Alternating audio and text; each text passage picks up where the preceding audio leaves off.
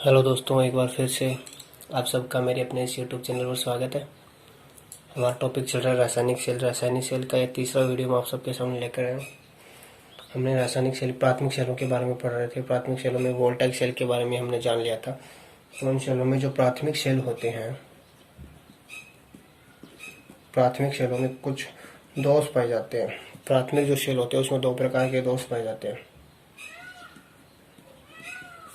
दो प्रकार के दोष होते हैं उनमें। प्राथमिक सेल जितने भी होते हैं, जो वोल्टाइक सेल था वो प्राथमिक सेल था, उसमें भी दो प्रकार के दोष होते हैं। तो प्राथमिक सेलों के आगे और अन्य सेलों के बारे में पढ़ने से पहले हम उनके दोषों के बारे में पढ़ लेते हैं। तो दोष प्राथमिक सेलों में दो दोष होते हैं। तो पहला दो दोष होता है प्राथमिक सेलों में, उस दोष को कहते हैं स्थानीय क्रिया दोष। पहला दोष होता है स्थानीय क्रिया दोष। स्थानीय क्रिया को इंग्लिश में क्या बोलेंगे? लोकल एक्शन कहेंगे। प्राथमिक सेलों में जो पहला दोष है वह स्थानीय क्रिया दोष है। इसमें देखो, इसमें होता क्या है, यह है जो सेल होता है उसके कैथोड पर होता है। कैथोड अर्थात हम कह सकते हैं जस्ते की छड़ पर पाया जाता है। कैथोड जो वोल्टाइक सेल का बना हुआ था वो जस्ते का बना हुआ था, तो जस्ते की छड़ पर पाया जाता है।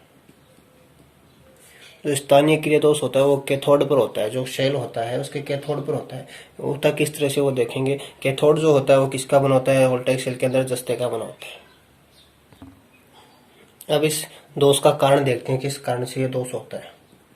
तो दोष का कारण क्या है कि जस्ते में अशुद्धि के रूप में क्या मिला होता है? कार्बन मिला होता है। जस्ते में अशुद्धि के रूप में कार्बन नामक जो तत्व मिला होता है।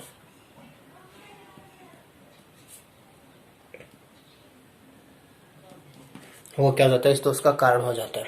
स्थानीय क्रिया दोष किस पर होता है? तो ये कैथोड पर होता है। जो सेल का कैथोड होता है, इलेक्ट्रोड, उस पर होता है। इस दोष का कारण क्या है कि जो जस्ता होता है उसमें कार्बन नामक अशुद्धि मिली होती है, उसके कारण ये दोष होता है। कार्बन के कारण क्या होता है इसमें? कार्बन से क्या होगा? देखो, ये सेल बनाया मैंने, सेल का ये कैथोड हो जाता है। ये कैथोड जस्ते का बना होता है। जस्ते के कारण इसमें कार्बन की अशुद्धि है। तो कार्बन की अशुद्धि के कारण क्या होगा? इसमें जस्ता और कार्बन के कारण इस छड़ पर क्या हो जाएंगे? अलग अलग छोटे छोटे सेल का क्या हो जाएगा? निर्माण हो जाएगा। प्लस माइनस छोटे छोटे सेलों का क्या हो जाएगा? इसके पास पास, इस छड़ के पास पास छोटे छोटे सेलों का निर्माण हो जाएगा, जिसके कारण जो सेल में उत्पन्न जो ऊर्जा होगी वो व्यर्थ में क्या हो जाएगी? नष्ट हो जाएगी। जिस कारण ये सेल में क्या पाया जाता है? एक दोष पाया जाता है। और इसी दोष को क्या कहते हैं? स्थानीय क्रिया दोष कहते हैं। अब इस दोष के निवारण के लिए क्या करना चाहिए? तो इस दोष के निवारण के लिए हमें जो जस्ता है, जस्ते की छड़ पर पारे की परत चढ़ाई जाती है। जस्ते की छड़ पर पारे की परत चढ़ाते हैं, जिससे दोष क्या हो जाता है? दूर हो जाता है। पारा क्या करेगा? पारा जो जस्ते में जो कार्बन है उस कार्बन की जो अशुद्धि को रासायनिक क्रियाओं में भाग नहीं लेने देगा, जिसके कारण जो जस्ता है वही केवल इलेक्ट्रोलाइट के रूप में आएगा, इलेक्ट्रोलाइट के संपर्क में आएगा, जिसके कारण ये छोटे छोटे सेलों का निर्माण नहीं होगा और ये दोष दूर हो जाएगा। अब जस्ते पर जो पारे की परत चढ़ाते हैं, मेन बात है, जस्ते पर पारे की परत चढ़ाने की जो प्रक्रिया होती है, परत चढ़ाने की प्रक्रिया को अमलगमेशन कहते हैं। अमलगमेशन कहते हैं। ये बात भी आपको ध्यान में रखनी है कि जस्ते पर जो पारे की परत चढ़ाई जाती है उस प्रक्रिया को क्या कहते हैं? अमलगमेशन कहते हैं। अब प्राथमिक सेल में जो दूसरा दोष आता है वो होता है ध्रुवाच्छादन दोष। जो डिपोलराइजेशन होता है वो, ये दोष क्या होता है इसमें? देखो, ध्रुवाच्छादन दोष होता है, ये है दोष एनोड पर पाया जाता है। एनोड पर पाया जाता है। सेल का जो इलेक्ट्रोलाइट होता है उसके एनोड पर पाया जाता है। एनोड की जो छड़ होती है उस पर यह दोष होता है, ध्रुवाच्छादन दोष। और जो स्थानीय क्रिया दोष जो लोकल एक्शन था वो कैथोड पर होता है, सेल पे। ये दो बातें ध्यान में रखनी है आपको। अब इस ध्रुवाच्छादन दोष का मुख्य कारण क्या है? तो इस दोष का मुख्य कारण यह है कि रासायनिक क्रियाओं के दौरान जो रासायनिक क्रिया होती है सेल के अंदर, रासायनिक क्रियाओं के दौरान हाइड्रोजन गैस का उत्पन्न होना, सेल के अंदर जो हाइड्रोजन गैस होगी उसके उत्पन्न होने के कारण।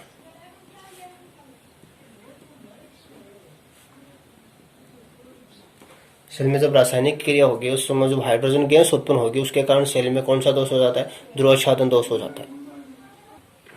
अब देखते हैं सेल जब जो वोल्टाइक सेल था उसमें इलेक्ट्रोलाइट के रूप में हमने H2SO4 भरा था, हाइड्रोजन और सल्फ्यूरिक इसमें ये भरा था। तो ये हाइड्रोजन जो ध्रुवाच्छादन दोष होता है वो सेल के एनोड पर होता है, इसके धन सिरे पर यह दोष होता है। हाइड्रोजन गैस क्या होती है, विद्युत की कुचालक होती है। हाइड्रोजन गैस जो है वो अचालक गैस है। तो हाइड्रोजन एनोड पर जो सेल में हमने इलेक्ट्रोलाइट के रूप में हमने H2SO4 भर दिया, हाइड्रोजन और सल्फेट भर दिया। हाइड्रोजन के जो धनायन होंगे वो इस तरफ और सल्फेट के जो ऋणायन होंगे वो इस तरफ, इसमें टूट जाएंगे। सब जब रासायनिक क्रिया होगी तो ये टूट जाएंगे, आपस में हाइड्रोजन और सल्फेट अलग अलग हो जाएंगे।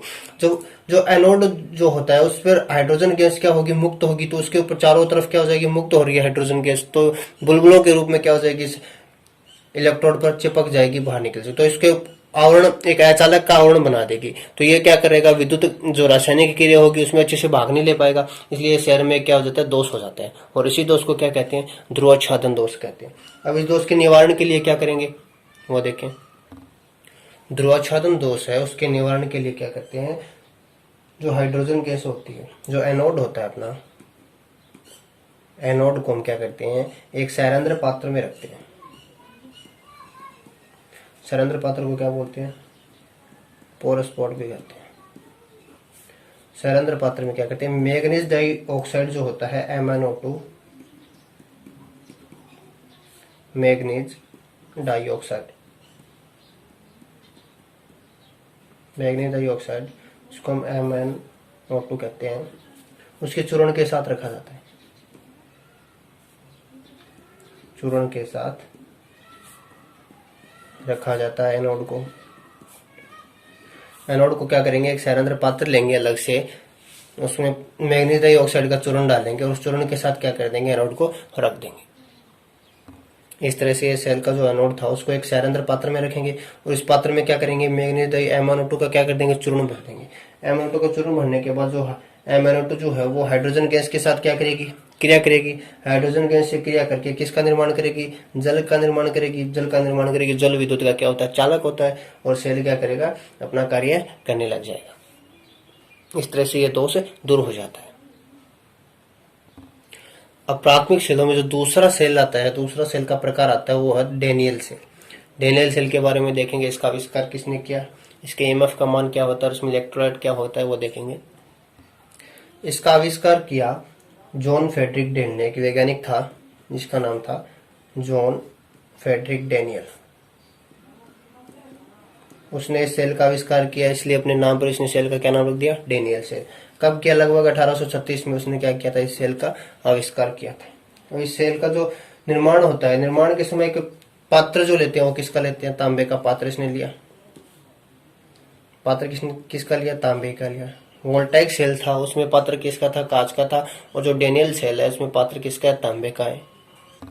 अब इस सेल में जो इलेक्ट्रोलाइट है, जो घोल है, वो किसका प्रयुक्त किया गया वो देखो। इलेक्ट्रोलाइट के रूप में उसने क्या लिया, कॉपर सल्फेट लिया। डेनियल ने जो इलेक्ट्रोलाइट के रूप में लिया वो क्या लिया, CuSO4 लिया, कॉपर सल्फेट इलेक्ट्रोलाइट के रूप में लिया। और जो वोल्टाइक सेल था उसमें इलेक्ट्रोलाइट के रूप में H2SO4 था। इन दोनों में अंतर दिख रहा है आपको। अब इस सेल का एनोड किसका बना होता है, जो पात्र तांबे का लिया था वो तांबे का पात्र किसकी तरह कार्य करता है, एनोड की तरह कार्य करता है। तो इस जो सेल का जो एनोड है वो तांबे का बना होता है और जो कैथोड होता है वो जस्ते का बना होता है।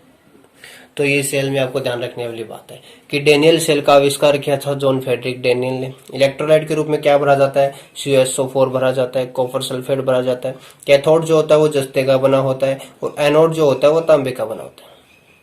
ये जो कैथोड और एनोड है वो लगभग दोनों सेलों के वोल्टाइक सेल और इसके समान ही है। अब इस सेल के जो EMF का मान होता है, EMF का मान होता है वो क्या होता है, 1.1 वोल्ट होता है। ये बात पे आपको ध्यान में रखनी है। जो डेनियल सेल होता है उसके EMF का मान 1.1 वोल्ट होता है। वोल्टाइक सेल के EMF का मान था 1.08 वोल्ट। ये इन दोनों में फर्क है। इस सेल का ईएमएफ का मान थोड़ा बढ़ जाता है। अब जो वो डेनियल सेल होता है, वोल्टेज सेल में तो हमने दो प्रकार के दोष पढ़े थे कि एक स्थानीय क्रिया होता है, एक ध्रुवोच्छादन होता है। दोनों का निवारण भी देख लिया था और किस कारण होता है वो भी जान लेते हैं। अब जो डेनियल सेल है इसमें कौन सा दोष होता है? डेनियल सेल में केवल और केवल स्थानीय क्रिया दोष ही होता है। कौन सा दोष रह जाता है? स्थानीय क्रिया दोष रह जाता है। स्थानीय क्रिया दोष के इसको दूर करने के लिए हम जस्ते प्रपारे की प्रचड़ा देंगे। स्थानीय क्रिया दोष जो तक कैथोड प्रभाव देता है। अब ध्रुवोच्छादन दोष इसमें क्यों नहीं होता? ध्रुवोच्छादन दोष इसमें इसलिए नहीं होता, उसमें जो इलेक्ट्रोलाइट है वो किसका है? CuSO4 का लिया है। उसमें हमने H2SO4 का लिया था, हाइड्रोजन गैस के कारण वो दोष हो रहा था, तो इसमें हाइड्रोजन गैस है ही नहीं, तो इस सेल में ध्रुवोच्छादन दोष जो है वो पहले से ही दूर हो जाता है। वो केवल स्थानीय क्रिया दोष रहता है और इस दोष को हम दूर कर लेंगे जस्ते प्रपारे की प्रचढ़ाकर। अब जो तीसरा सेल आता है प्राथमिक सेलों में वो है लेक-लॉन्ची सेल। लेक-लॉन्ची सेल के बारे में देखते हैं। लेक-लॉन्ची सेल क्या होता है? तो इसका सबसे पहले देखते हैं लेक-लॉन्ची सेल का आविष्कार किसने किया।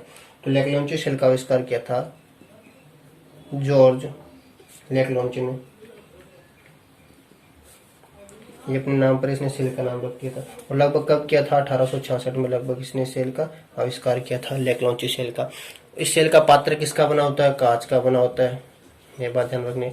इलेक्ट्रोलाइट के रूप में इसने क्या प्रयोग में लिया? अमोनियम क्लोराइड उसने क्या लिया? इलेक्ट्रोलाइट के रूप में प्रयोग किया, जिसको NH4Cl हम कह सकते हैं, अमोनियम क्लोराइड।